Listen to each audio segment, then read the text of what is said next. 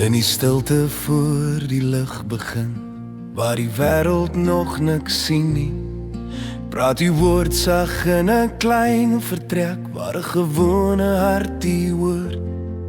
Nie in tempels, nie in mag en glans, maar waar 'n mens hoop voor u staan.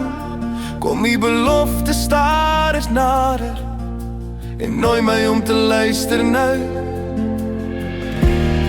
As ek nie alles kan verstaan nie, as die pad nog onbekend lê, leer my om my vrae by u neer te lê. Laat dit met my gebeur, Here, volgens u woord, volgens u wil. Ek is die dienaar hier voor u, met oop hande, met 'n stil hart. Laat dit met my gebeur, Here, al kos dit meer as wat ek sien. Ek vertrou my lewe toe aan u. Laat dit met my gebeur. Kom waar ons dit nie verwag nie, na gebroke klein bestaan. U genade kies die nederige, waar geloof nog durf ontstaan. Ek mag vra en steeds vertrou, want u belofte bly getrou.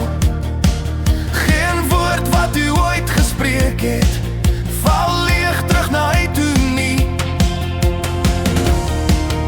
As ek wag en twyfel fluister, as die stilte swaar wil druk, hou my vas aan hierdie waarheid, u woord week lewe terug.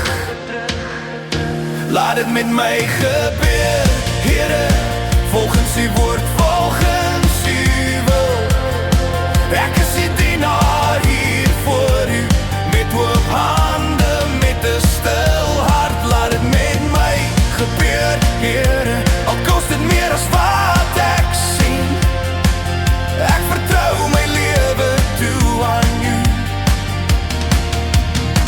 Laat dit met my gebeur, waar uw woord gepraat word nuwe lewe gebore.